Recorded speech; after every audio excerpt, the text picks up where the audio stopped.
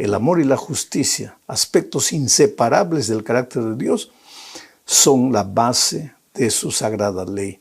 Y su ley no tiene nada que ver con injusticia, ni con abuso, ni con que el hecho de que Dios sea un dictador que estableció una ley que los seres humanos tienen que cumplir y ay del hombre que no cumpla porque va a sufrir las consecuencias. No es nada de eso. La ley es un cerco protector de amor en torno al hombre para protegerlo, para defenderlo, para que no se hiera, para que no caiga, para que no destruya su familia. El amor la ley es una expresión del amor de Dios. Vamos a la primera parte hablando de la ley del amor. No existe ley sin amor, pero el amor sin la ley sería apenas un concepto romántico alejado completamente de la realidad. Palabras, palabras, solo palabras. ¿Cómo sería si un esposo le dice a la esposa, yo te amo, yo por ti sería capaz de atravesar el océano Atlántico nadando?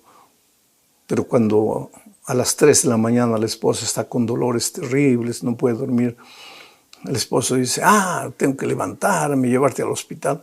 ¿Qué amor es ese? Amor de palabras. No, el amor es realidad. El amor, el concepto maravilloso del amor, que puede ser poesía, pueden ser flores, chocolates, bombones, lo que tú quieras. El amor, finalmente, solo es válido cuando entra en la vida práctica, entra en la vida real. Mira lo que dice Mateo capítulo 22, 37 al 40. Jesús le dijo, amarás al Señor tu Dios con todo tu corazón y con toda tu alma y con toda tu mente. Este es el primer y grande mandamiento. Y el segundo es semejante, amarás a tu prójimo como a ti mismo. De estos 2 mandamientos depende toda la ley y los profetas. Ya hablamos de esto en la lección de la semana pasada. Toda la enseñanza bíblica podría resumirse apenas a estos 2 conceptos. Ama a Dios y ama a tu prójimo. Y ese tu prójimo, el primer prójimo que tienes es tu esposa, es tu esposo, son tus hijos, es tu familia. Pero no se queda ahí porque eso sería un egoísmo familiar. Hay prójimos en tu vecindario. Hay prójimos en el edificio donde vives. Hay prójimos en tu barrio. Hay prójimos en tu ciudad y hay prójimos en el mundo entero. Yo mando una ofrenda pequeña, relativamente pequeña, para un programa de beneficencia en el África. ¿Por qué? Yo no conozco a las personas allá, pero sé que hay necesidad, entonces, además de cuidar de mi familia, de poder extender la mano a los que puedo ayudar, que están a mi alrededor, puedo también ayudar con un grano de arena para personas que están lejos de mí, porque ese es el plan divino. Entonces, ayudar a otros, extender la mano, tratar bien, con respeto, con consideración a otras personas, ¿es un mandamiento o no? ¿Es parte de una ley? ¿Es una instrucción? ¿Es un consejo? Claro que sí. ¿Y está reñido con el amor? No, al contrario.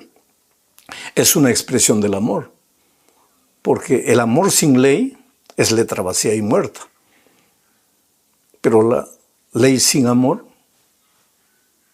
pues sería el capricho de un dictador abusivo que no ama al pueblo, al contrario, quiere esclavizarlo, humillarlo, tenerlo siempre a su servicio.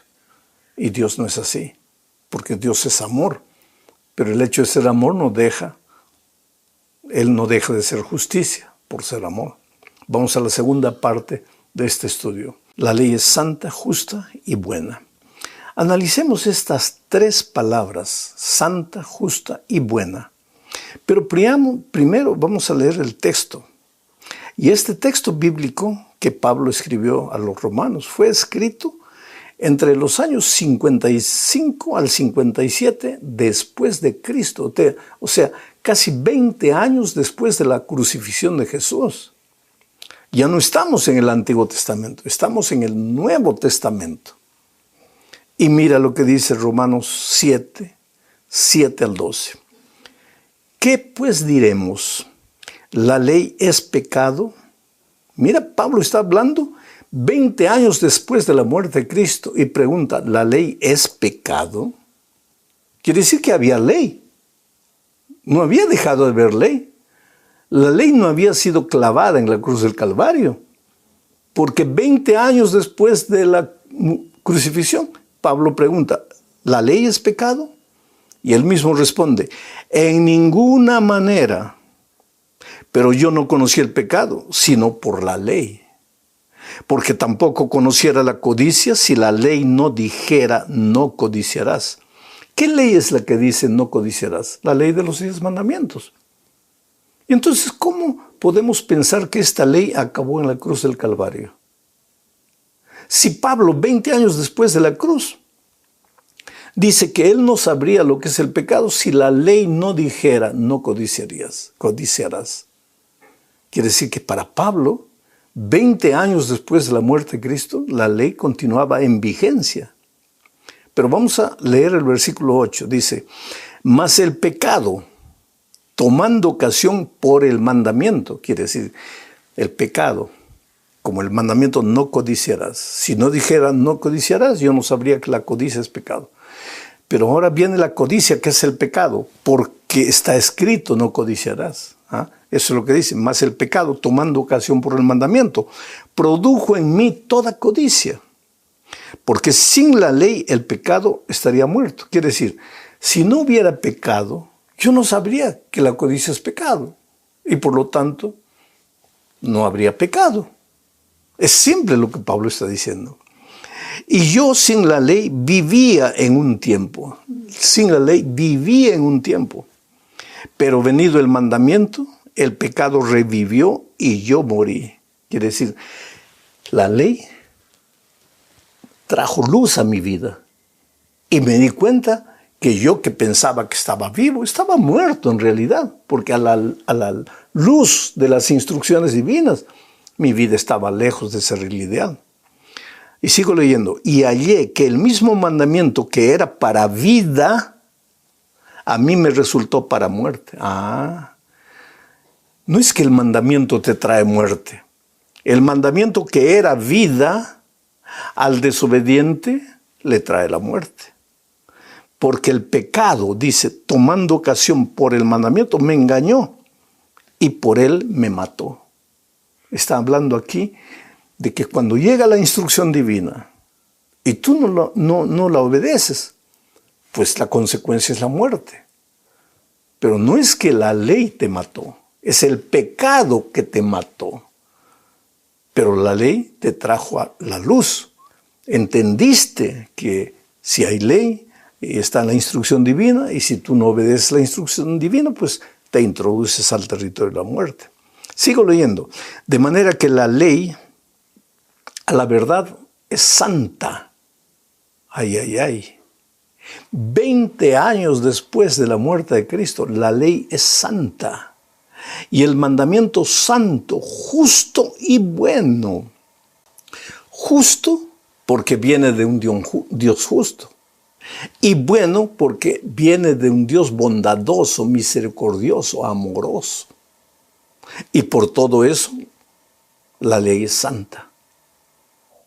Oh querido, este computador que tengo en la mano, o esta computadora, como dice en español, es una computadora cualquiera. Yo la puedo tirar al suelo, me compro otra. Pero si Dios viene y santifica la computadora, yo tengo que tener mucho respeto porque esto es santo.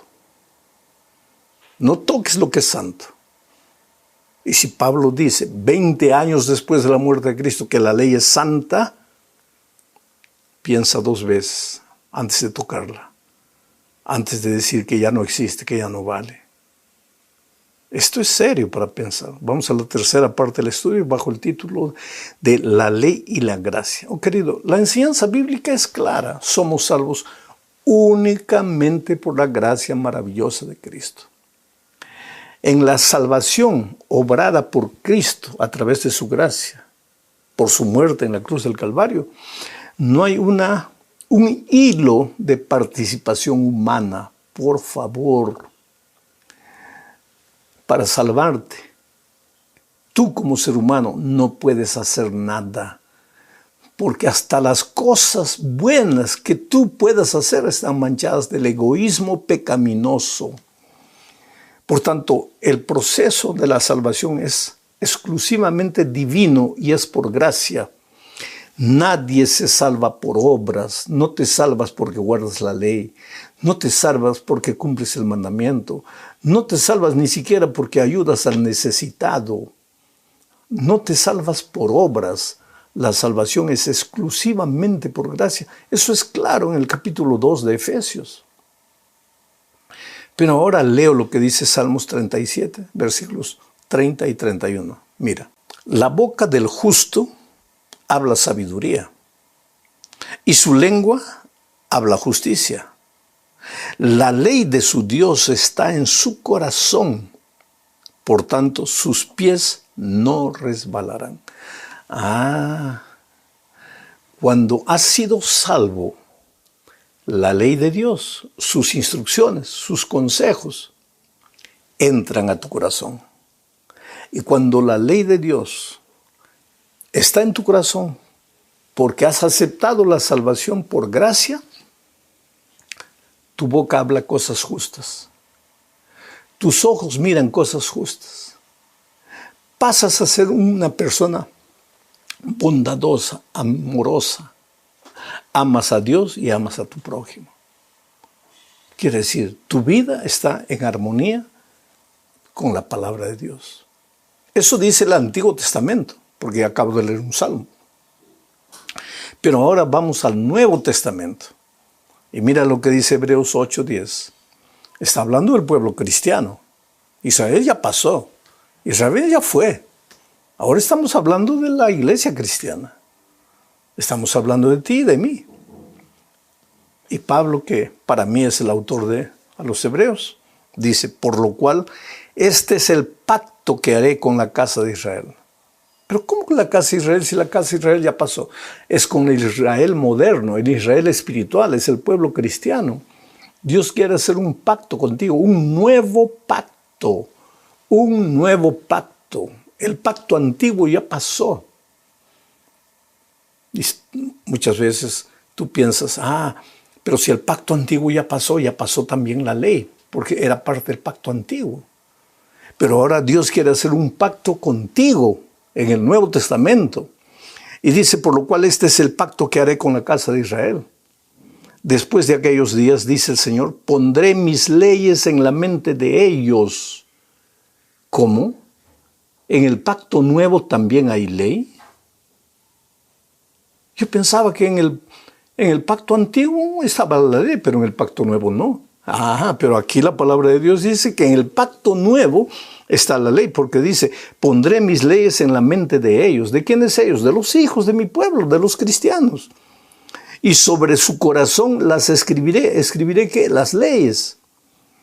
Y seré a ellos por Dios. Y ellos serán a mí por pueblo. Oh querido, ¿tú te consideras parte del pueblo de Dios? Entonces tienes que aceptar a Dios. Y si aceptas a Dios, tienes que aceptar su pacto contigo, el pacto nuevo, el pacto de la gracia. Pero en ese pacto de la gracia, Dios va a escribir sus leyes en tu mente y en tu corazón. Y ahora, renovado y transformado por la gracia, vas a andar siguiendo las instrucciones divinas. ¿Qué instrucciones? Las instrucciones de su palabra, que se resumen en los 10 mandamientos y que se resumen en el amor a Dios y en el amor al prójimo. Vamos a la cuarta parte de este estudio. El amor es el cumplimiento de la ley. Es por eso que la ley en el Nuevo Testamento es llamada la ley de la libertad. Voy a leer lo que dice Romanos capítulo 13, versículos 8 al 10. Mira, Pablo dice, no debáis a nadie nada, sino el amaros unos a otros. Porque el que ama al prójimo ha cumplido la ley. Porque no adulterarás, no matarás, no hurtarás, no dirás falso testimonio, no codiciarás. ¿Dónde están estos mandamientos? En los 10 mandamientos, la ley de Dios. Y si tú amas a tu hermano, estás cumpliendo la ley. Quiere decir, no vas a robar, no vas a matar, no vas a hurtar. ¿Por qué? Porque amas a tu hermano. Y vuelvo a repetir, los 10 mandamientos están divididos en 2 partes. Los 4 primeros mandamientos, amor a Dios. Los 6 últimos, amor al prójimo. ¿No quieres nada con los mandamientos? Muy bien. Simplemente ama a Dios y ama al prójimo. Pero ¿cómo sabrás que amas al prójimo si estás robando, si estás mintiendo, si estás matando? ¿Qué amor al prójimo es ese? Ah, pero yo no mato. Entonces, si no matas, estás cumpliendo la ley. No, yo no robo. Entonces, estás cumpliendo la ley. La ley de la gracia, la ley del nuevo pacto, la instrucción divina. Eres salvo por la gracia, pero estás viviendo para Dios. Sigo leyendo. En esta sentencia se resume, amarás a tu prójimo como a ti mismo. El amor no hace mal al prójimo, así que el cumplimiento de la ley es el amor. Quiere decir, si tú realmente has sido transformado por Dios, has sido salvo por gracia, y tu corazón es un nido de amor, entonces tu vida será una vida de buenas obras. Pero esas buenas obras no sirven para salvarte, porque eres salvo únicamente por la gracia. Esas buenas obras sirven para demostrar que has sido transformado por el amor de Dios. Pero leo ahora Gálatas 5, 13 y 14, para que veas otro texto del Nuevo Testamento. Dice, porque vosotros, hermanos, a libertad fuisteis llamados. A libertad. Ahora, mucha gente sincera piensa, entonces si fuimos llamados a libertad, pues ya no tenemos que guardar mandamientos. Ahora somos de la gracia, somos de la libertad. Sí, Pablo dice, porque vosotros, hermanos, a libertad fuisteis llamados. Solamente que no uséis la libertad como ocasión para la carne, sino servíos por amor los unos a los otros. Porque toda la ley en esta sola palabra se cumple. Amarás a tu prójimo como a ti mismo. Esa es la ley de la libertad. Pero querido, vamos a ver, y entramos ya con esto a la parte final del estudio, lo que dice Santiago, capítulo 2, 8 al 12. Esto es interesantísimo. Santiago es del Nuevo Testamento. Pablo es del Nuevo Testamento. Pablo habla del nuevo pacto. Y en ese nuevo pacto, Dios escribe la ley en el corazón y en la mente de sus hijos. No necesitan tener una tabla escrita para obedecer. ¿Por qué? Porque Dios ya ha escrito la ley en el corazón. Pero la ley sigue existiendo, solo que está en el corazón. Y la cumples y la guardas y la sigues, porque amas a Dios con tu corazón. Pero mira lo que dice Santiago. Si en verdad cumplís la ley real, Santiago le llama aquí a la ley real. Real de rey, la ley que viene del rey. ¿Quién es el rey? El rey del universo. Si en verdad cumplís la ley real, conforme a la Escritura, amarás a tu prójimo como a ti mismo, bien hacéis. Pero si hacéis acepción de personas, cometéis pecado y quedáis convictos por la ley como transgresores. ¿Por qué? ¿Por qué ley? Por la ley de Dios. Pero esa ley no existe. ¿Cómo no existe? Aquí está Santiago del Nuevo Testamento. Dice que si tú no amas a tu hermano, si tú haces diferencia entre tus hermanos, entonces eres convicto de pecado y quedáis convictos por la ley como transgresores. Porque cualquiera que guardare toda la ley, pero ofendiere en un punto, se hace culpable de todos. Porque el que dijo, no cometerás adulterio, ¿dónde dijo no cometerás adulterio? En la ley de los 10 mandamientos de Éxodo 20. Porque el que dijo, no cometerás adulterio, también ha dicho, no matarás. Ahora bien, Si no cometes adulterio, pero matas, ya te has hecho transgresor de la ley. Así hablad y así haced, como los que habéis de ser juzgados por la ley de la libertad. La ley de la libertad. Cristo nos libró. Sí, ¿nos libró de qué? ¿De la ley? No, del pecado. Pero la ley continúa siendo, ahora es una ley de libertad, porque no guardamos la ley por obligación, por miedo del castigo. Guardamos como una expresión de amor a Dios y amor a nuestro prójimo.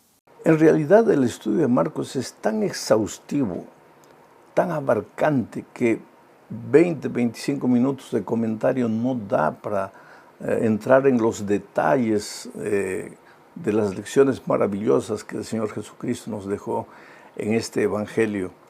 Sin embargo, hemos considerado, hemos tomado los puntos importantes. Ahora vamos a hablar, el propósito de la lección de esta semana es hablar de la resurrección, aquel día glorioso en que la vida triunfó sobre la muerte y donde finalmente el diablo entendió que estaba perdido para siempre. Porque, sabes, te digo una cosa, cuando Jesús murió el viernes en la tarde, el enemigo y sus huestes, ellos pensaron que habían logrado la victoria. Jesús estaba muerto. Ahí el diablo pensó, no lo maté en el cielo, ahí él me ganó. No lo derroté cuando era niño y quise quitarle la vida. En el desierto de la tentación, él resistió y yo salí derrotado. Pero ahora que está muerto, se acabó. Tal vez yo imagino él dando una carcajada en el universo, la carcajada de la victoria. Sin embargo, el primer día de la semana, el Señor Jesucristo resucitó victorioso y el diablo entendió que estaba perdido para siempre. Por eso yo siempre digo que nuestra lucha hoy, aunque es contra una fuerza espiritual, pero es con una fuerza espiritual derrotada.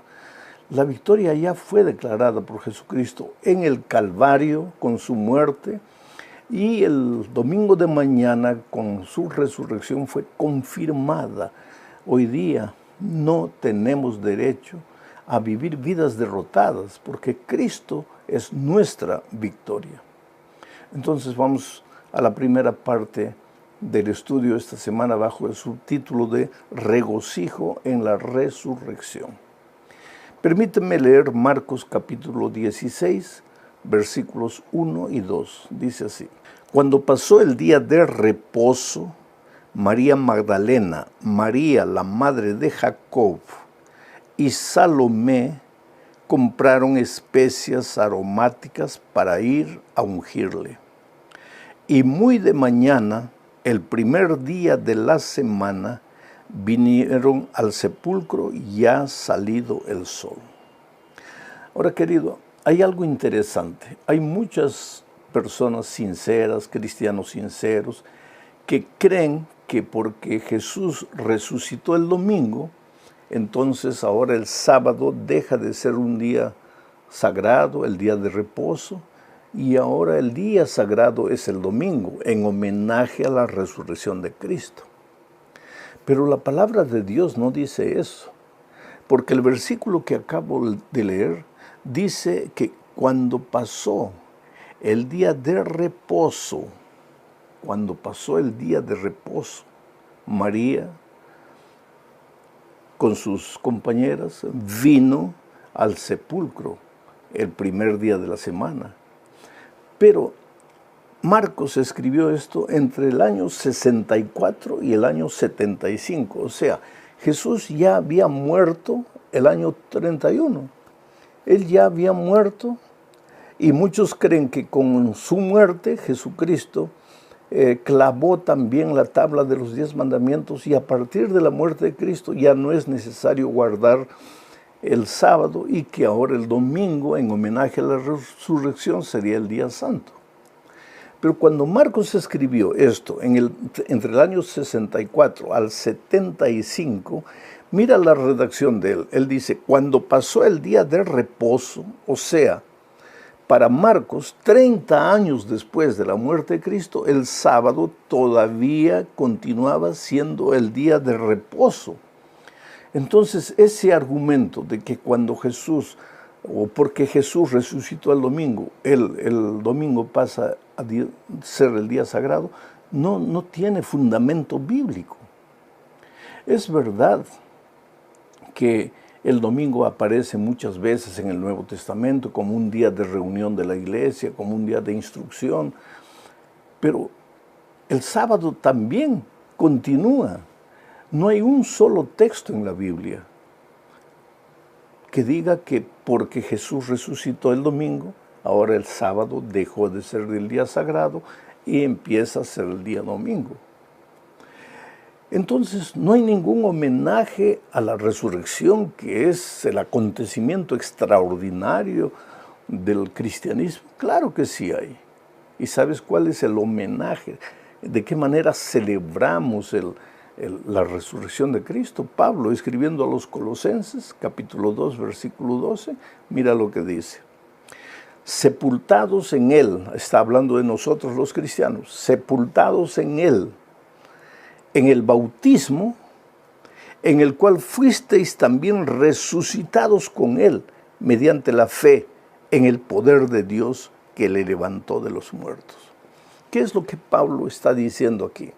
Está diciendo que cuando nosotros somos bautizados, estamos muriendo la muerte de Cristo. Y cuando somos levantados del agua, estamos resucitando en Cristo. O sea que si nosotros realmente queremos celebrar la resurrección en nuestra experiencia cristiana, necesitamos ser sepultados en las aguas del bautismo para resucitar con Cristo para una nueva experiencia, para una nueva vida. Bueno, vamos a la segunda parte de este estudio hablando de la piedra que fue quitada de la tumba. Recuérdate que María Magdalena, María la madre de Jacob y Salomé, 3 mujeres, fueron las primeras que llegaron a la tumba el domingo de mañana. Ahora mira lo que dice Marcos, capítulo 16, versículos 3 y 4. Pero decían entre sí, ¿quién nos removerá la piedra de la entrada del sepulcro? Pero cuando miraron, vieron removida la piedra, que era muy grande.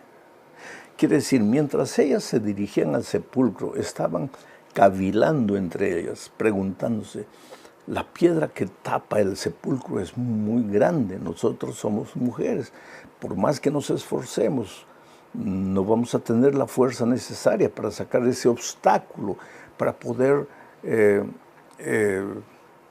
ver el cuerpo de Cristo. La preocupación de ellas era, hay un obstáculo tan grande que nos va a impedir ver al Señor Jesucristo. Ni siquiera 3 hombres fuertes podrían, la piedra era gigantesca, era fuerte. Y Mateo nos dice que habían soldados en la puerta. Marcos no registra eso. Pero cuando las mujeres llegaron, la piedra había sido quitada. La tumba estaba, la puerta de la tumba estaba abierta. Y cuando ellos trataron de entrar, ahí sentado, vieron a un ángel. El texto bíblico dice que vieron a un joven vestido de blanco. Evidentemente era un ángel. Y les preguntó a las mujeres que están buscando aquí. El Cristo que ustedes están buscando ya resucitó, ya no está aquí. Pero ha dejado un mensaje para ustedes. Vayan a la ciudad, busquen a los discípulos y cuéntenles que el Señor Jesucristo ya resucitó. Ahora, el texto bíblico dice que las mujeres se quedaron asustadas, se quedaron apavoradas, porque ellas esperaban encontrar un cadáver, y en lugar de un cadáver encontraron la tumba vacía, porque Cristo había resucitado. Hay una lección espiritual que yo saco de todo esto. Cuando ellas iban al sepulcro, pensaron, ¿quién podrá retirar la piedra? Nosotros muchas veces en nuestro camino cristiano, en nuestra caminata hacia el cielo, encontramos piedras gigantescas, obstáculos, dificultades de todo tipo. Y muchas veces sentimos que no tenemos fuerza, así como las mujeres. Y muchas veces nos preguntamos, ¿quién podrá darme fuerzas para solucionar este problema, para vencer esta dificultad? Especialmente cuando tú quieres seguir a Jesucristo, vas a encontrar muchos obstáculos en la vida. Pero estas mujeres nos enseñan que aun cuando tú pienses que no tienes fuerzas, aun cuando tú creas que no tienes condiciones humanas de librarte de los obstáculos, debes seguir avanzando. Cristo mismo había retirado la piedra. El Señor Jesucristo es especialista en retirar de nuestro camino los obstáculos, las dificultades, pero quiere que avancemos hasta donde podemos avanzar.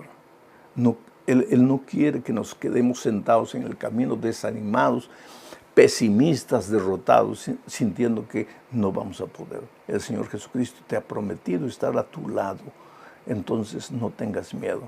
Por eso cuando Pablo predicó a los romanos, él dijo, no me avergüenzo del Evangelio porque es poder, dinamis, dinamita en griego. El Evangelio es dinamita y la dinamita sirve para destruir las rocas del camino, los obstáculos del camino. El Señor Jesucristo puede retirar cualquier obstáculo de tu camino, pero necesitas ser un hombre, una mujer de fe, una mujer que confíe en el poder del Evangelio. Vamos a la tercera parte, bajo el subtítulo de las mujeres en el sepulcro. Leo Marcos 16, 6 al 8. Mas él, el ángel, les dijo a las mujeres, no os asustéis, buscáis a Jesús Nazareno, el que fue crucificado, ha resucitado, no está aquí, mirad el lugar en donde le pusieron, pero id, decid a sus discípulos y a Pedro, que él va adelante de vosotros a Galilea. Allí le veréis como os dijo. Y ellas se fueron huyendo del sepulcro porque les había tomado temblor y espanto, y no decían nada a nadie porque tenían miedo.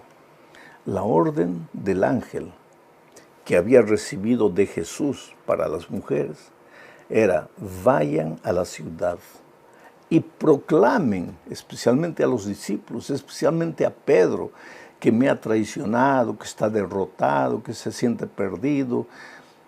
Díganle que no todo está perdido. El Maestro ha resucitado. Está yendo adelante de ustedes a Galilea. Entonces ustedes, mujeres, vayan y cuenten a los discípulos y proclamen a todo el mundo que el Cristo que fue crucificado ya no está muerto, ha resucitado. Ya no es momento para llorar, para sentir pesares, es momento de alegría, de júbilo. La muerte ha sido vencida, Cristo ha resucitado. Vayan allá y les digan. Pero lo que me impresiona del texto es que dice que las mujeres no decían nada a nadie porque tenían miedo. Oh, querido, yo te pregunto, ¿Jesús ha llegado a tu vida? ¿El Evangelio ha llenado de paz tu corazón?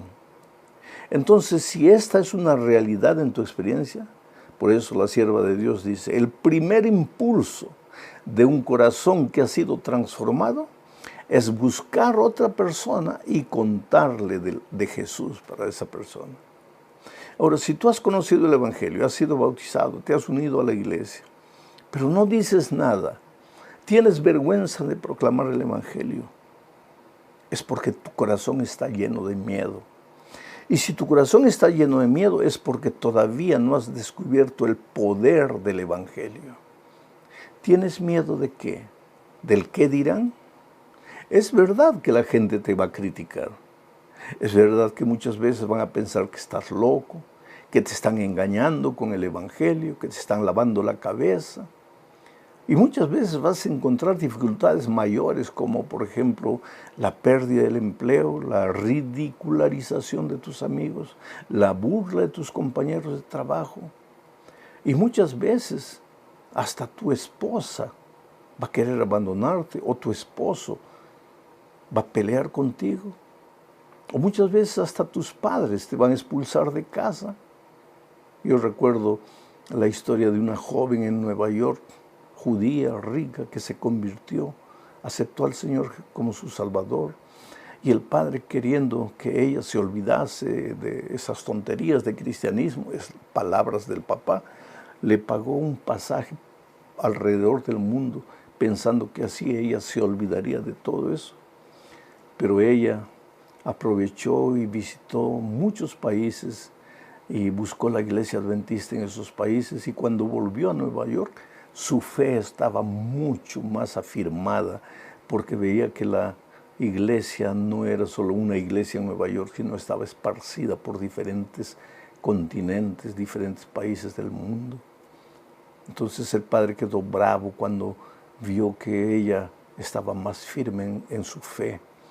Y cuando llegó su cumpleaños hizo una fiesta y agarró el micrófono el padre y la hizo pasar vergüenza en público, porque le dijo: miren, mi hija ha enloquecido, se ha dejado contaminar por el cristianismo, y yo aprovecho esta ocasión de reunir a los amigos, a los familiares, para decirle: hija, quiero tu última palabra. O renuncias a tu fe, o entonces sales de la casa para siempre. Y dice que la niña fue al piano, había un piano de cola ahí a la orilla de la piscina donde estaban haciendo la fiesta de cumpleaños, y ella comenzó a tocar en el piano ese himno que dice: prefiero mi Cristo al vano oropel. Prefiero mi Cristo. ¿Tú prefieres a Cristo?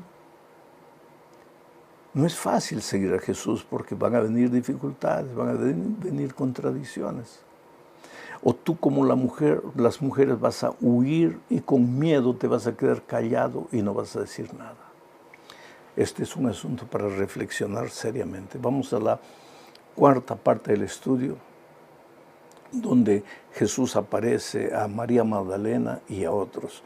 Marcos 16, 9 y 10, dice así: habiendo pues resucitado Jesús por la mañana, el primer día de la semana, apareció primeramente a María Magdalena, de quien había echado 7 demonios. Yendo ella, lo hizo saber a los que habían estado con él, que estaban tristes y llorando. Ellos, cuando oyeron que vivía y que había sido visto por ella, no lo creyeron. Dos cosas en este texto. En primer lugar, ¿por qué el Señor Jesús apareció a María Magdalena? Esto es interesante. María Magdalena era una pecadora miserable, había caído 7 veces en la miseria, conocía el otro lado de la vida. Claro, se había arrepentido, había seguido al Señor Jesús como una discípula. Pero no podría el Señor Jesucristo haber aparecido a otro de los discípulos más correctos, más entregados a Él, aquellos que participaron de la obra junto a Él. Podría, claro. Pero aquí yo encuentro una lección. Cuando tú te entregas a Jesucristo, no importa si has vivido como María Magdalena, vuelves a ser como el más íntegro y santo Hijo de Dios. No importa tu pasado. Así que tú no te preocupes por lo que has hecho, por cómo has vivido. Tu vida comienza, para Jesucristo, tu vida comienza en el momento que tú te entregas al Señor Jesucristo. Ella creyó, vio al Señor Jesucristo. Mateo dice otra cosa, que ella cuando vio a Jesucristo quiso tocarlo, y Jesús le dijo: mira, no me toques, porque yo todavía no he subido a mi Padre. Y entonces María salió corriendo, pero no para huir como las otras mujeres.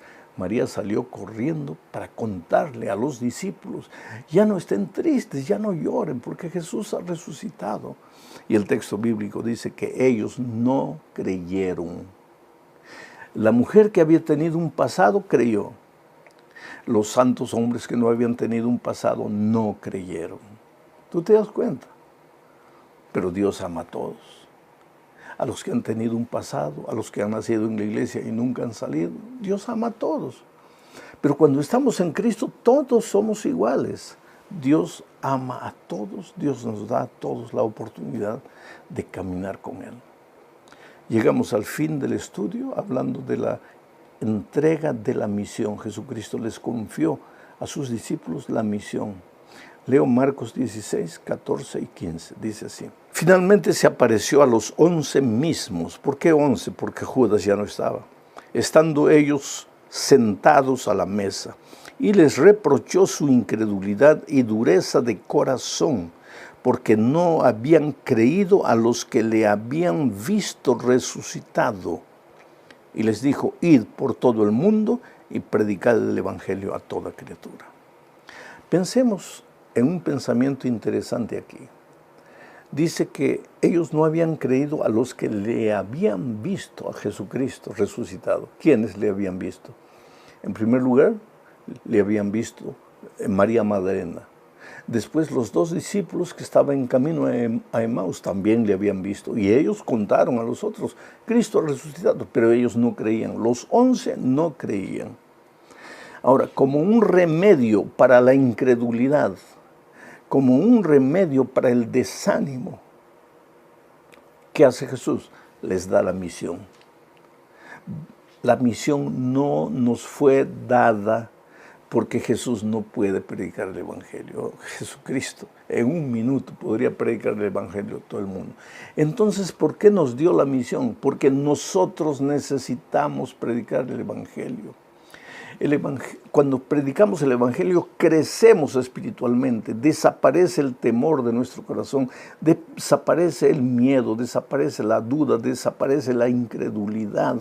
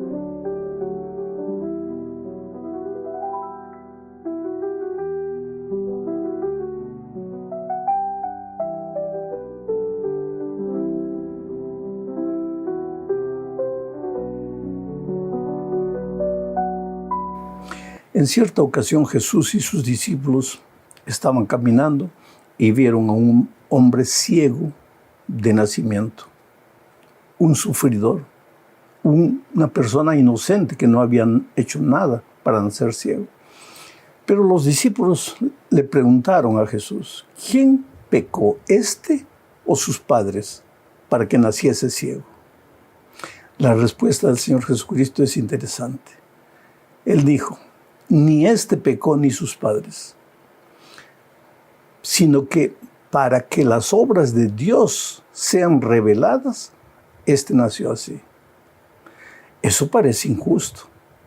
Quiere decir que Dios permite que nazcan personas con problemas solo para que las obras de Dios se revelen.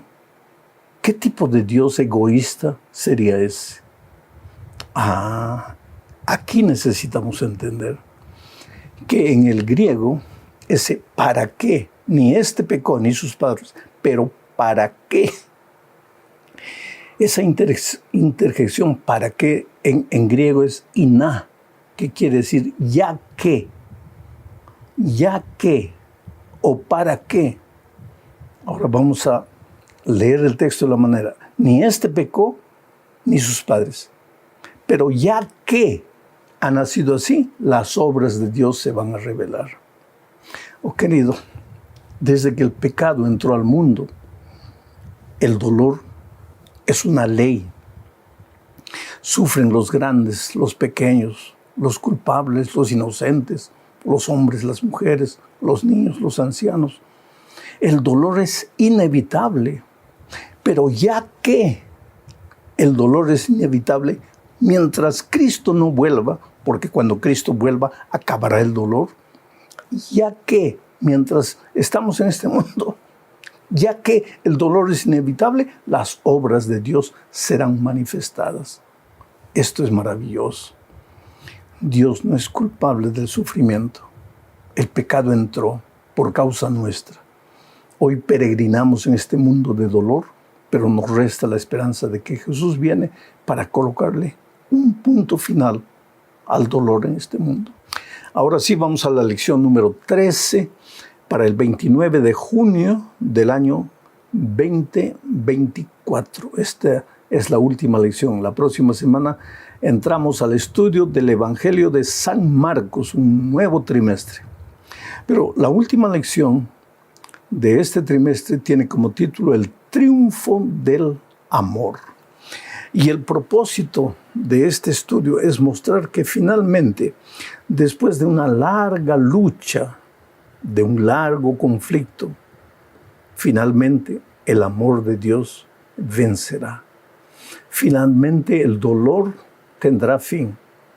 Finalmente entraremos al reino de los cielos con el Señor Jesucristo. Hablemos del primer subtítulo, Esperanza en tiempos difíciles. Mira, aquí vamos a hablar del fin del tiempo de gracia y de la angustia de Jacob. Te digo una cosa, Dios es amor. Si dependiese de Dios, todos los seres humanos se salvarían. Pero no depende solo de Dios. Dios ha hecho todo lo que era necesario hacer para salvar al ser humano.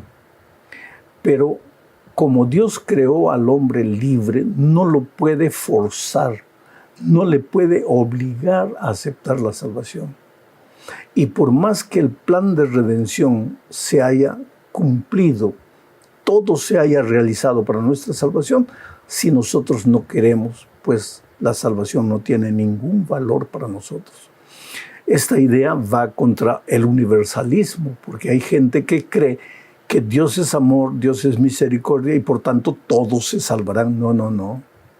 Dios es misericordia, Dios es amor, pero solo se salvarán los que acepten la salvación en Cristo.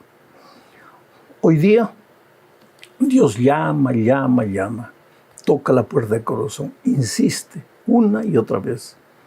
Pero va a llegar un momento en que Jesús necesita volver y el tiempo de gracia llegará a su fin. Y eso es lo que dice Apocalipsis 22, 7, 11 y 12. Leo. He aquí vengo pronto, dice Jesús. Bienaventurado el que guarda las palabras de la profecía de este libro, que contiene la verdad, ¿no es cierto? El que es injusto, sea injusto todavía. Y el que es inmundo, sea inmundo todavía. Y el que es justo, practique la justicia todavía. Y el que es santo, santifíquese todavía. He aquí yo vengo pronto, y mi galardón conmigo, para recompensar a cada uno según sea su obra. Interesante este texto. El tiempo de gracia tiene fin. Va a llegar un momento antes de la venida de Cristo en que las puertas de la gracia se cerrarán. Pastor, ¿cuándo va a suceder eso? No, ni tú, ni yo, ni nadie puede saber, solo Dios. Pero se va a cerrar. Hasta ese momento, el que podía ser salvo, sería salvo. El que aceptaba, sería salvo. Por más pecador que hubiera sido en la vida, si se arrepentía, si confesaba, si aceptaba la gracia de Cristo, estaba salvo. Pero cuando el tiempo de gracia se cierre, ahí el que es justo seguirá siendo justo. Y el que estaba perdido, pues estará perdido. Ya no hay más posibilidad de salvación. Pero no necesitas asustarte, porque Daniel capítulo 12, 1 y 2 dice lo siguiente. En aquel tiempo se levantará Miguel, el gran príncipe que está de parte de los hijos de tu pueblo.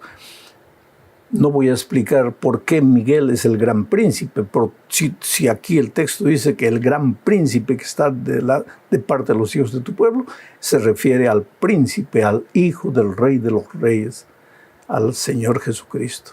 En aquel tiempo se levantará Miguel, el gran príncipe que está de parte de los hijos de tu pueblo, y será tiempo de angustia, cual nunca fue desde que hubo gente hasta entonces. Pero en aquel tiempo será libertado tu pueblo, todos los que se hallen escritos en el libro, y muchos de los que duermen en el polvo de la tierra serán despertados, unos para vida eterna y otros para vergüenza y confusión perpetua. El tiempo de gracia se acabará y ahí comenzará el periodo de la gran angustia. La Biblia le llama la angustia de Jacob. ¿De qué se trata ese tiempo de angustia? La angustia de Jacob. ¿Te acuerdas aquella noche que Jacob estaba regresando para ver a su hermano Esaú? Y cerca del río Jaboc, a las orillas, él se arrodilló y oró y oró y lloró toda la noche. Estaba viviendo su noche de angustia. ¿Por qué? Porque al día siguiente se encontraría con su hermano, a quien había engañado, a quien había traicionado. Y la angustia de Jacob era la siguiente: mañana me voy a encontrar con mi hermano. ¿Será que él me perdonó y me aceptará? ¿O será que él no me perdonó y me destruirá? Esa angustia fue tan intensa, tan grande en la vida de Jacob. Y ahora la palabra de Dios toma esa angustia de Jacob como la angustia de los hijos de Dios en los últimos tiempos. Cuando la puerta de la gracia se haya terminado, ya no hay más oportunidad de arrepentimiento. Entonces vendrá a nuestra mente la angustia. Sabemos que el tiempo de gracia terminó. No sabemos cuándo, pero sabemos que el tiempo de gracia terminó. Y la angustia es: ¿cuándo se cerró el tiempo de gracia? ¿Cuando yo estaba afuera o cuando yo estaba dentro? ¿Cuando yo estaba andando en los caminos de Dios o cuando yo estaba andando en los caminos de pecado? ¿Cuándo se acabó el tiempo de gracia? Mañana me encontraré con mi hermano mayor, el Señor Jesucristo. ¿Será que Él me perdonó y me aceptará? ¿O será que Él no me perdonó y me destruirá? Esa será la angustia terrible del pueblo de Dios. Pero querido, tú no tienes nada que temer. Hoy entrégale la vida al Señor Jesucristo. hoy acepta al Señor Jesucristo. Si tienes que ser bautizado hoy, bautízate en el nombre del Padre, del Hijo y del Espíritu Santo. Hoy es el día de buena nueva. Hoy es el día de salvación.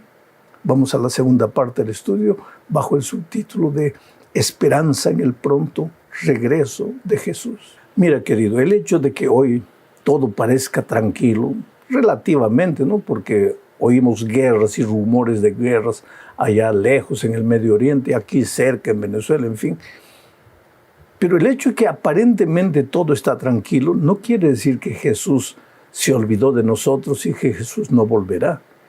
El hecho de que la violencia, la miseria, la traición proliferan no quiere decir que Jesús no volverá. El hecho de que muchos vivan como si Dios no existiera, dando rienda suelta a sus instintos, a sus impulsos carnales, no quiere decir que Jesús no volverá. Uno de cada 25 versículos del Nuevo Testamento habla de la venida de Jesús. La venida de Jesús no es una teoría, no es una vana esperanza, es una realidad. Cristo va a venir cuando en la agenda divina llegue el día y la hora de la venida de Cristo. Él vendrá para ponerle un punto final a la historia del pecado. Por eso Juan 14, 1 al 3 contiene las palabras del propio Señor Jesucristo que dijo: no se turbe vuestro corazón. ¿Creéis en Dios? Creed también en mí. En la casa de mi Padre muchas moradas hay. Si así no fuera, yo os lo hubiera dicho. Voy pues a preparar lugar para vosotros. Y si me fuere y os preparar el lugar, vendré otra vez y os tomaré a mí mismo para que donde yo estoy, vosotros también estéis. De esta promesa maravillosa que el propio Señor Jesucristo hizo, Él dijo: vendré otra vez. Y Dios no es hombre para que mienta, ni hijo de hombre para que cambie su opinión. Dios es Dios. El Señor Jesucristo es Dios, uno con el Padre y con el Espíritu. Y Él dijo: vendré otra vez, y puedes creer que el Señor Jesucristo vendrá. Aunque los seres humanos hoy día, muchos se burlen, se ríen de la bendita esperanza de la vuelta de Cristo, Él vendrá. Y a sus hijos, a los que creen en su palabra, Él les dice: no se turbe vuestro corazón. En otras palabras, no os entristezcáis, no os desesperéis, aunque veáis el pecado multiplicándose, aunque veáis que el mundo parece que se va a desaparecer solo, no temáis, porque yo volveré. ¿Y qué es lo que Tito 2, 11 al 14 dice? Leo: porque la gracia de Dios se ha manifestado para salvación a todos los hombres, la gracia de Dios, enseñándonos que renunciando a la impiedad y a los deseos mundanos, vivamos en este siglo sobria y justa y piadosamente. Quiere decir que la gracia de Dios no hace que vivamos como querramos, sino que la gracia de Dios nos enseña que renunciando a la impiedad y a los deseos mundanos, vivamos en este siglo sobria, justa y piadosamente, aguardando la esperanza bienaventurada y la manifestación gloriosa de nuestro gran Dios y Salvador Jesucristo, quien se dio a sí mismo por nosotros para redimirnos de toda iniquidad y purificar para sí un pueblo propio, celoso de buenas obras. ¿Qué dice Pablo en la carta a Tito? Dice que la gracia del Señor Jesucristo se manifestó, colocó en nuestro corazón la esperanza de su venida, de su segunda venida. La gracia del Señor Jesucristo nos enseña a vivir sin mancha en este mundo. Y dice que la gracia del Señor Jesucristo visa preparar un pueblo para encontrarse con Cristo, pero un pueblo celoso de buenas obras. ¿Tú ves de qué manera maravillosa Pablo une la gracia y las obras? Somos salvos por la gracia para preparar un pueblo deseoso de buenas obras. Las obras tienen un lugar en la vida del cristiano. Las obras no salvan, la gracia salva. Pero si la gracia te salvó, vas a producir buenas obras. Vas a seguir en obediencia a los 10 mandamientos de Dios. Vamos a la tercera parte. Aquí se habla del milenio en la tierra. ¿Qué sucederá cuando Jesús regrese? Veamos lo que dice Apocalipsis 20, 1 al 3. Vi a un ángel que descendía del cielo con la llave del abismo y una gran cadena en la mano, y prendió al dragón, la serpiente antigua, que es el diablo y Satanás, y lo ató por 1000 años y lo arrojó al abismo y lo encerró y puso su sello sobre él para que no engañase más a las naciones hasta que fuesen cumplidos 1000 años. Después de esto debe ser desatado por un poco de tiempo. Cuando Cristo venga, los muertos en Cristo resucitarán. Luego los vivos se unirán a los resucitados e iremos con el Señor Jesucristo por 1000 años. Los que no creyeron en Jesús serán muertos con el resplandor de su venida. Y los que ya estaban muertos sin creer en Jesús permanecerán muertos. Nosotros iremos al cielo con Jesús por un periodo de 1000 años. ¿Y a qué nos dedicaremos? ¿Cuál será nuestro trabajo? Esta es la cuarta parte de nuestro estudio bajo el subtítulo del juicio en el milenio.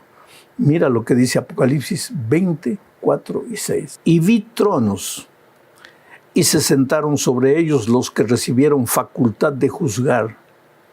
Y vi las almas de los decapitados por causa del testimonio de Jesús y por la palabra de Dios, los que no habían adorado a la bestia ni a su imagen, y que no recibieron la marca en sus frentes ni en sus manos, y vivieron y reinaron con Cristo 1000 años.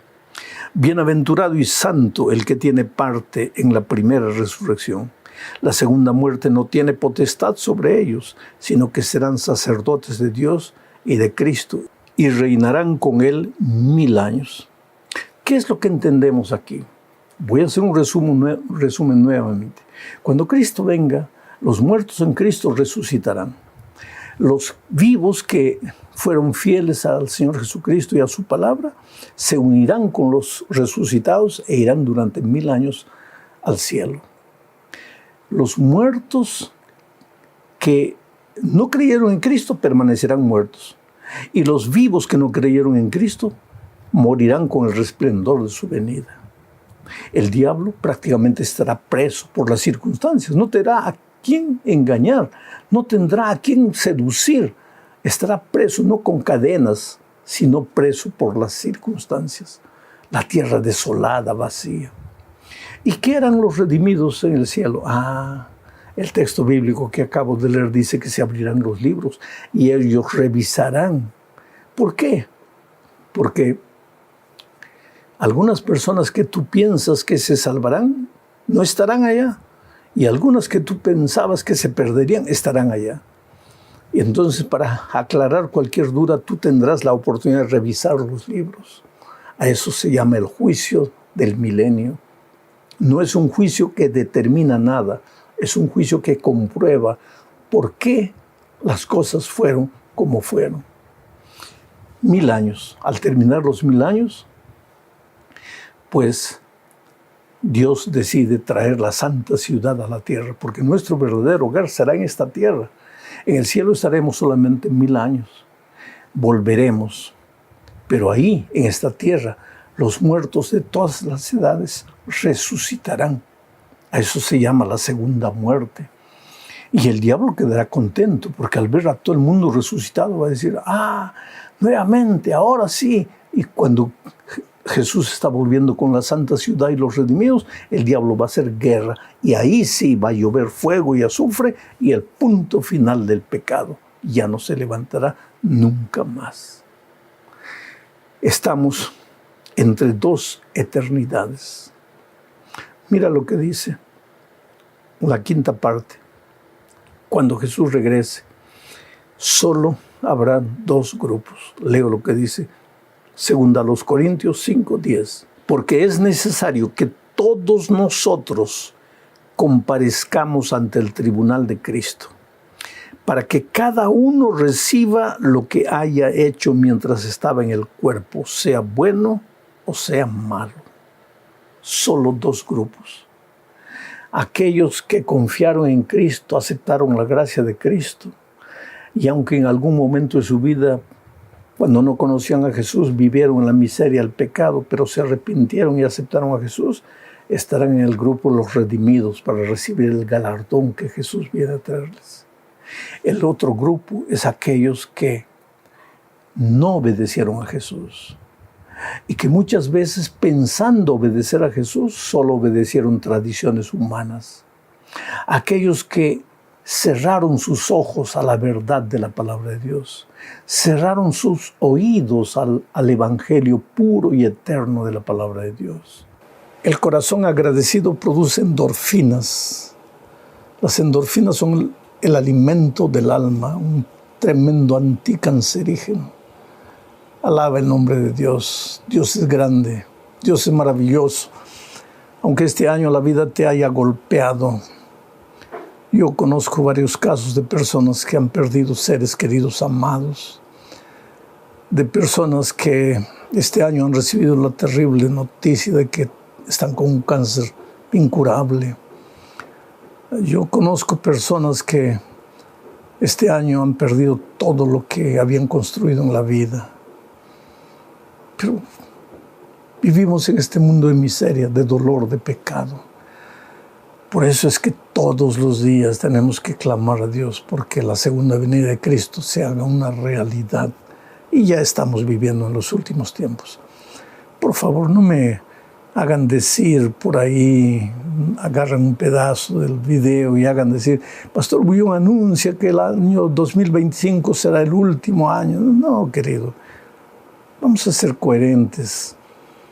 Pero ¿qué pasa si en este año 2025 yo descanso?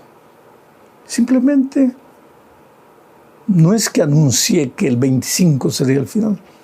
Son las circunstancias de la vida. Es así. Entonces, comienza este año dando gloria a Dios. El próximo año es una página en blanco que Dios te da para que escribas una nueva historia.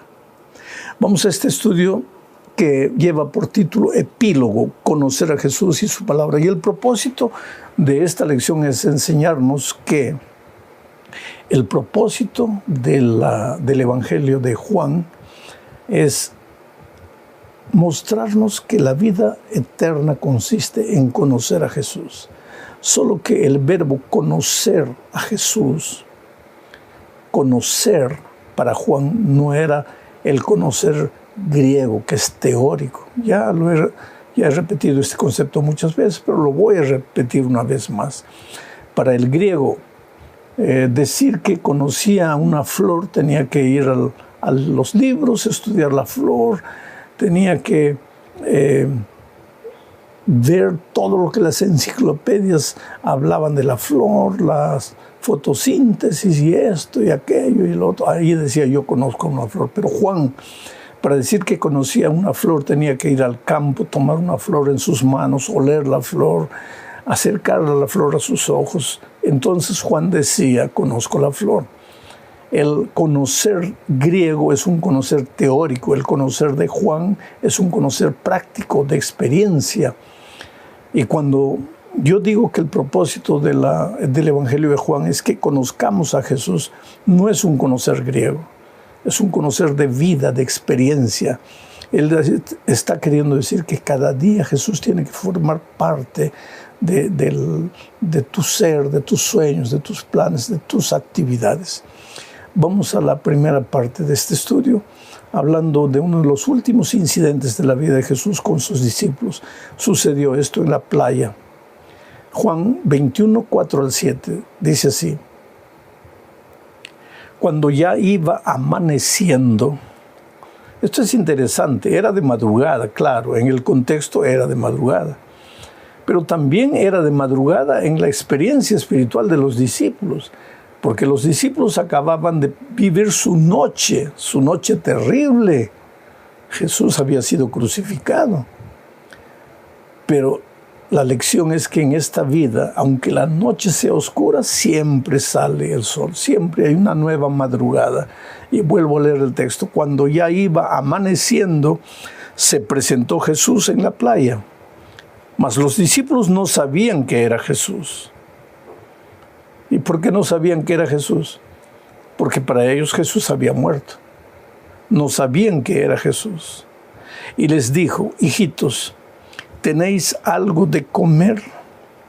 Ahora, tú me vas a decir, ¿cómo ellos no sabían que Jesús había resucitado? Si en el capítulo 20 ya se habló de la resurrección de Cristo. Es que, queridos, los discípulos eran duros de servir, duros de entender. Jesús había resucitado y ellos estaban encerrados en el aposento alto con miedo de los judíos. Cuando Jesús ya había resucitado, ya había testimonios de la resurrección de Cristo, pero ellos eran duros de entender. Versículo 5, y les dijo: hijitos, ¿tenéis algo de comer? Les respondieron: no. Él les dijo: echad la red a la derecha de la barca y hallaréis. Entonces la echaron y ya no la podían sacar por la gran cantidad de peces. Entonces aquel discípulo a quien Jesús amaba, Juan, ¿no?, dijo a Pedro: es el Señor. Simón Pedro, cuando oyó que era el Señor, se ciñó la ropa porque se había despojado de ella y se echó al mar. Hay una cosa interesante, querido. Después de la muerte y de la resurrección del Señor Jesucristo, Pedro era el hombre, el discípulo que más era atormentado por la conciencia. Porque te acuerdas, querido, antes de la muerte de Cristo, cuando Jesús dijo que todos lo abandonarían, Pedro, mirando orgullosamente para sus compañeros, dijo: estos tal vez, pero yo nunca, Señor, yo iré contigo hasta la muerte. Y fue el primero en abandonarlo. El gallo no cantó 2 veces y él ya lo había negado 3. Después de eso, Judas había hecho lo mismo, solo que Judas fue y se mató. Pero Pedro, atormentado por la conciencia, él creía en el Señor Jesucristo, sabía que Jesús podría perdonarlo, pero su conciencia le decía: mira, ¿qué pasará cuando te encuentres cara a cara con Jesús? Y ahora se encontraron a la orilla del mar con Jesucristo. Él no sabía. ¿Por qué? Porque estaba más preocupado en lo que estaba haciendo. Ellos habían vuelto a pescar porque pensaban que sus años al lado de Jesús no habían servido para nada. Ahora estaban de pescadores nuevamente. Jesús se apareció y les dijo: ¿tienen algo de comer? No, Señor, no hemos pescado nada, no tenemos nada. Jesús le dijo: echen la red a este otro lado, están pescando en el lugar equivocado. Ellos obedecieron hasta por cortesía y de repente ya no podían sacar pescados. Y Juan le dijo a Pedro: no, ese es el Señor. Y entonces Pedro se arrojó al mar y fue nadando porque quería encontrarse con Jesucristo. Fue en estas circunstancias que Jesús le hizo esas 3 preguntas a la orilla del mar a Pedro. Pedro, ¿me amas? Sí, Señor, tú sabes. No, Pedro, ¿me amas? Señor, Pedro, piensa 3 veces antes de responder: ¿me amas? Ah, Señor, tú sabes todas las cosas. Yo sé que tú no tienes motivo para creer que yo te amo porque yo te traicioné. Pero, Señor, yo te amo, tú sabes todo, yo sabes que te amo. Tú y yo podríamos decirle lo mismo a Jesús. ¿Cuántas veces le fallamos? Y su pregunta es: a pesar de todo lo que hiciste, ¿me amas? Te amo, Señor. Tú sabes todo, tú sabes que yo te amo, quiero ser lo mejor para ti. Y entonces el Señor Jesús le confía una misión: apacienta mis corderos, apacienta mi rebaño. Protege a mi pueblo, pastorea a mi pueblo. Un hombre transformado por el amor de Dios ahora está dispuesto a servir a su maestro. Y se torna un predicador tremendo en la iglesia. La tradición, no dice la Biblia, pero la tradición dice que él fue muerto, crucificado. Y cuando estaban para crucificarlo, él dijo: no, crucifíquenme de cabeza para abajo porque yo no soy digno de morir como mi maestro. Ahora, este era el Pedro transformado por el poder de Dios. Pero en aquella ocasión en el mar, el Señor Jesús les enseñó otra lección, y esta es la segunda parte de nuestro estudio. Leo Juan 21, 20 y 22. Volviéndose Pedro, que estaba caminando con Jesús, ¿no? Volviéndose Pedro, vio que le seguía el discípulo a quien Jesús amaba, que era Juan. El mismo que en la cena se había recostado al lado de él. y le había dicho: Señor, ¿quién es el que te ha de entregar? Cuando Pedro le vio a Juan, dijo a Jesús: Señor, ¿y qué de este? Jesús le dijo: si quiero que él quede hasta que yo venga, ¿qué a ti? Sígueme tú. ¿Cuál es la lección de esta parte? Es que Pedro, que en el mar de Galilea había aprendido que solo mirando a Jesús eres capaz de andar por el agua del mar, pero que se olvidó de esa lección. Antes de la muerte de Cristo, sacó los ojos de Jesús, se hundió de nuevo en sus traiciones. Ahora, después de la resurrección a la orilla del mar, Pedro promete al Señor que lo va a seguir, que lo ama de todo corazón. Pero cuando empiezan a andar Jesús y Pedro, Pedro percibe que Juan también viene atrás. Y entonces quita los ojos de Jesús y vuelve los ojos a Juan. Y le dice: Señor, ¿y este por qué nos está siguiendo? Y ahí el Señor Jesús le dice algo que tú y yo no debemos olvidar nunca. Si yo quiero que este viva, que este muera, ¿a ti qué te importa? ¿Qué andas mirando tú a tu hermano? Tú mírame a mí y sígueme a mí. ¿Sabes cuántas veces yo encuentro gente que dice: pastor, yo creía que la iglesia era la iglesia de Dios, yo me bauticé con tanto amor, con tanta confianza, pero descubrí que la iglesia está llena de hipócritas, gente que predica y no vive lo que predica. Me desanimé y me salí. Y si Jesús estuviera vivo, te diría como a Pedro: querido, y si hay uno que vive mal, si hay un hipócrita, si hay un orgulloso, ¿a ti qué te importa? Tú ven y sígueme. ¿Qué andas mirando a los hombres? Tú solo vete de la iglesia el día que yo te digo: no quiero verte más, sal de aquí. Ahí sí. Pero yo siempre voy a estar con los brazos abiertos para ti. Entonces, ¿por qué tienes que andar mirando a los hombres? Esta es una lección que no podemos olvidar nunca. Vamos a la tercera parte de este estudio. Ahora salimos un poco del mar. Ya vamos a estudiar algunos conceptos establecidos por Juan en su evangelio. Luz y oscuridad. Este es un principio de vida eterna que no podemos olvidar. Juan 3, 19 al 21 dice: y esta es la condenación, que la luz vino al mundo y los hombres amaron más las tinieblas que la luz, porque sus obras eran malas. Quiere decir que la condenación no es un castigo que Dios te da, sino que cuando tú escoges entre la luz y las tinieblas, escoges las tinieblas porque tus obras son malas.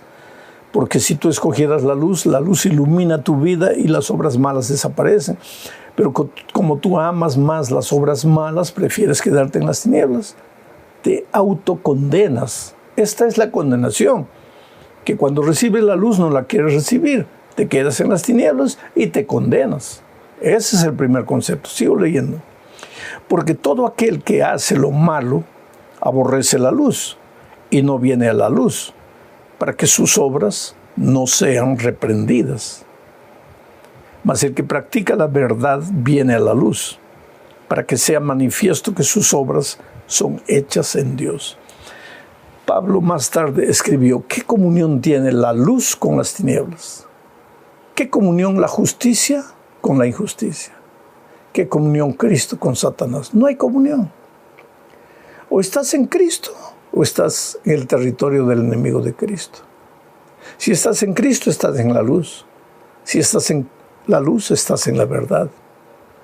Pero a veces las obras de las tinieblas son más atractivas. Y es por eso que los seres humanos escogen las tinieblas. Nadie rechaza a Jesús. Lo que pasa es que escoges las tinieblas. Y al escoger las tinieblas, naturalmente estás rechazando a Jesús. Y estás entrando al territorio de la muerte. Y te autocondenas. No es que Dios te va a dar la muerte. Tú te introdujiste voluntariamente al territorio de la muerte. Esa es una lección que Juan nos enseña en sus epístolas y que que nos enseña en el Evangelio, que la repite mucho en sus epístolas. Ahora vamos a la cuarta parte de este estudio, hablando de la teología que viene de arriba y la teología que viene de abajo. Evidentemente está hablando aquí de la manera como Dios mira la vida, las cosas, y la manera como los seres humanos miramos las cosas. Leo Juan 4, 46 al 50. Dice: Vino pues Jesús otra vez a Canaán de Galilea, donde había convertido el agua en vino. Ahí, ese fue el primer milagro de Jesús. Y había en Capernaum un oficial del rey, cuyo hijo estaba enfermo. Cuando oyó que Jesús había llegado de Judea a Galilea, vino a él y le rogó que descendiese y sanase a su hijo, que estaba a punto de morir. Entonces Jesús le dijo: si no viereis señales y prodigios, no creeréis. El oficial del rey le dijo: Señor, desciende antes que mi hijo muera. Jesús le dijo: ve, tu hijo vive. Y el hombre creyó la palabra que Jesús le dijo y se fue. Y si tú sigues leyendo el texto, verás que cuando el oficial del rey llega a su casa, su hijo ya está vivo, está sano. Y entonces él pregunta: ¿a qué hora fue sanado? Y le dijeron: a tal hora. Y fue el momento en que Jesús le había dicho: ve, tu hijo ya está bien. Pero ¿cuál es la lección? Este oficial del rey tuvo dos etapas en su vida. Primero, vino con su teología de abajo. ¿Qué teología?